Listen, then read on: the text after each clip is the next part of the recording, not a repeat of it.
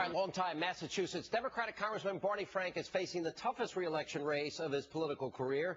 And for that, he's blaming not one, but two Seans. Now, first is his GOP challenger, Sean Bilott. During a recent radio debate, things got heated between the two candidates as Frank demanded multiple times that Bilott stop interrupting him, even as he continued to interrupt Bilott himself.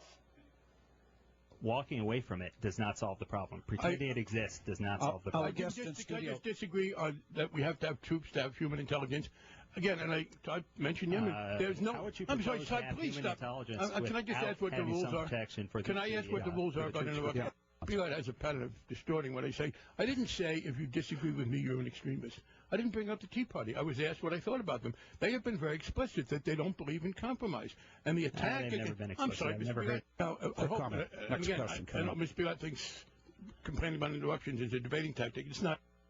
All right, now clearly the congressman takes issue with anyone who asks him a less than favorable question. He also apparently takes issue with someone else, little old me. In an off-camera interview, Frank attempted to blame me for the tight race in which he now finds himself.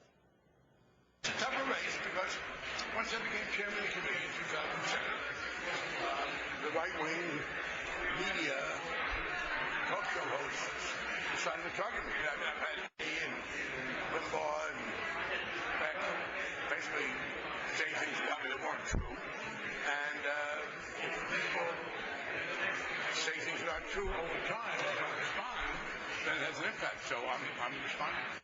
All right, nice try, Congressman, but I think the reason you are in the toughest race of your career has nothing to do with me or any other talk show host and everything to do with our next guest. Republican Massachusetts congressional candidate Sean Bilott is with us. Sean, welcome back. Thanks for being here.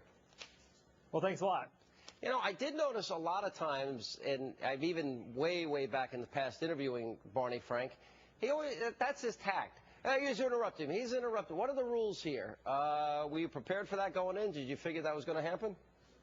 Yeah, absolutely. I've heard the same thing over and over. And, you know, the trick here is just trying to keep him on his record, which is the last thing he wants to talk about. So you just keep on bringing it up. You point out facts. You point out what he's done in the past, and it gets him flustered. All right. Now, he recently loaned himself $200,000 for the campaign, so obviously he's a little nervous. He's below 50% in terms of his own approval ratings. And by the way, historically, he's always gotten about, what, 66, 67% of the vote.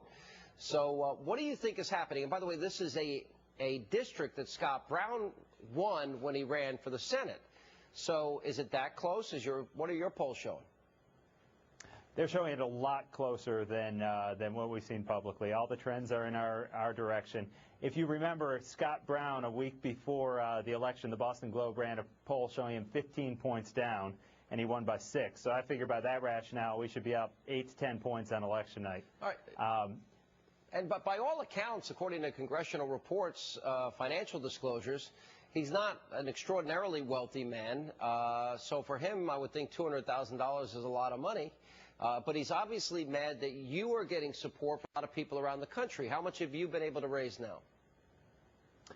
We're well over $1 million. I don't know the exact figure. He still has a fundraising lead. That's why we're running a money bomb. It closes tomorrow. Buybybarney.org if anybody wants to support us. We could really use the help. Yeah. But we're getting the money we need. We're getting our message out.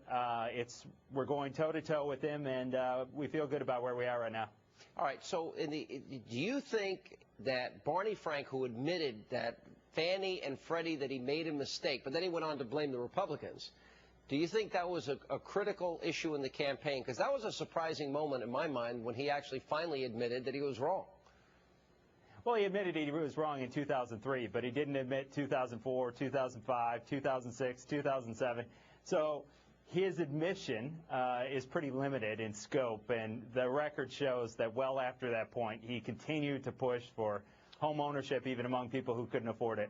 Where's Scott Brown in this race? Because I haven't seen that he even came out and supported you much. Well, he has endorsed all the candidates here in Massachusetts. We've gotten a number of endorsements: Mitt Romney, John McCain, endorsements from all over the place. Yeah, but is he out campaigning we feel good for about. No, he hasn't been in the state as much as far as I know. Well, that's interesting to me, considering so many people supported him. I wonder why. That's somewhat interesting to me. Well, you know, we've got what we need right here. We're running very much a grassroots operation. We've got hundreds and hundreds of volunteers going out. We have a lot more depth of support than Barney Frank could ever hope for, and we feel like, you know, everything's on track, in place, and we're gearing up for Tuesday. All right, Sean, thanks for being with us. Best of luck. We'll watch the campaign closely.